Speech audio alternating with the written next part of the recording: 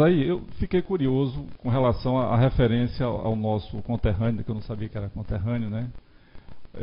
Mas qual foi a influência da leitura do Stephen King na sua produção e na sua criação, no seu processo criativo? Se houve, né? Se houve alguma influência? Não houve não. Esse livro, na verdade, eu terminei de ler nesta semana, né? Eu li de domingo até ontem, eu li. O livro é um livro tão apaixonante que em 3 pegadas a gente lê, né? Processo criativo é uma coisa muito fácil, né? Muito simples, muito rasteira. Michelangelo, né, uma vez perguntaram a ele: como é que você faz essas obras, essas esculturas tão lindas, tão perfeitas, a proporção humana, né, em última potência, como é que você faz essa coisa tão boa? Isso é muito fácil. Tá lá, a figura está dentro do bloco de mármore, eu só vou tirando os excessos, né? Sai ali, né? Escrever também é muito fácil, muito simples, aberto a qualquer um. Você senta diante de um computador, de um papel, de uma máquina, né? Escreve a primeira palavra, depois a segunda, faz a primeira frase, depois a segunda, a terceira, e vai saindo. É super fácil, né? Você começa pelo começo, chega ao meio e depois atinge o fim, né? É muito fácil. Agora, naturalmente, né, para a gente insistir na figura do fóssil dentro, aí você começa a se deparar com algumas dificuldades muito pequenas que a gente vai superar muito facilmente, né? Então, por exemplo, como eu quis criar a história a partir dos personagens, né, e não de histórias que existiam, salvo a do homem que matou a mulher. Então, primeiro eu fiz um esforço de memória para me lembrar dessas figuras, todas elas, infelizmente, já mortas, né? Tentar me lembrar daquelas figuras, de como elas falavam, de como elas agiam, de como elas andavam, como era o comportamento delas, né? Qual era a graça que ele tinha, qual era a dramaticidade que eles tinham. Então eu tentei resgatar, né, a persona de cada um desses personagens a partir dos quais eu parti. Por exemplo, tem um personagem chamado Zé Gipe, que era um senhor de 1 metro, talvez não desse 1,50 m, né? Era um sapateiro e era também dono de um pastoril, né?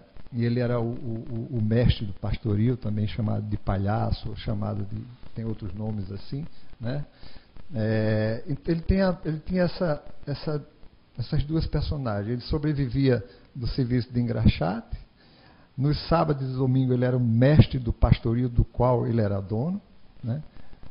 E ele tinha também uma outra faceta muito rica, muito interessante, e que me marcou muito quando eu fui estudar jornalismo e eu comecei a trabalhar escrevendo em jornal, que era o seguinte, e essa é uma cena, né, real, eu vi algumas vezes, que eu narro na história dele.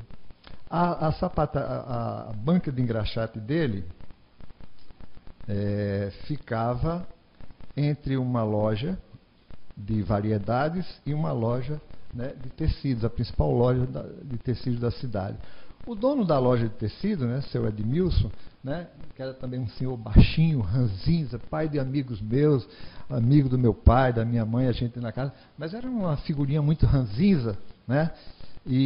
Mas ele não gostava que as pessoas sentassem na calçada alta da loja dele, porque atrapalhava o comércio dele, né? Mas ele era um ranzinza que tinha um lado, vamos dizer assim, um lado literário, um lado prosaico. Então é o seguinte, a ponta do balcão vinha aqui, perto de onde estava a cadeira de engraxate de Zé Gipe. Toda manhã, o jornaleiro Zé das Moças, quem é mais antigo aqui em Natal conheceu, o Zé das Moças, né, deixava o jornal, deixava lá na ponta do balcão, e seu Eldemilson não ia pegar o jornal, né? E Zé Gipe, que ficava ali, quando o Zé da Moça deixava o jornal, Zé Gipe e saía, Zé Gipe ia lá, olhava o seu Edmilson. Se Edmilson fazia que não via, ele ia lá, surrupiava o jornal, sentava na banca de engraxate, né? E imediatamente se formava ali uma turma de uns 10 ou 15 desocupados, né? Entre os quais eventualmente eu, e ele sentava naquela cadeira como se fosse um soba africano, um líder, né, de uma tribo importante do Quênia ou do Zimbábue, né, e começava a ler as notícias. E ele tinha uma leitura, ao contrário da sua, Luiz, né, muito peculiar, né?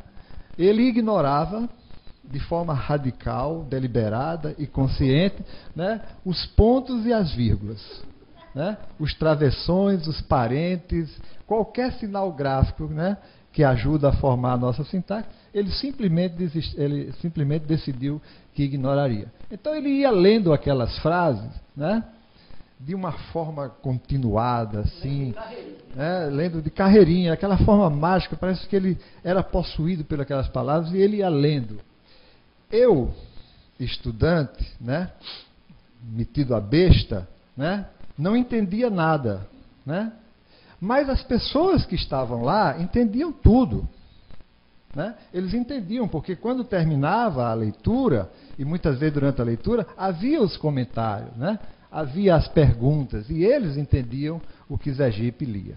Então, isso me ajudou muito, porque quando eu fui ser repórter, né, na República, comecei a escrever minhas primeiras, né, mal escritas, eu lembrava muito de Sergipe e tentava escrever de uma forma que o editor aceitasse, que os meus professores na faculdade não me chamassem de analfabeto e, no entanto, que Sergipe entendesse.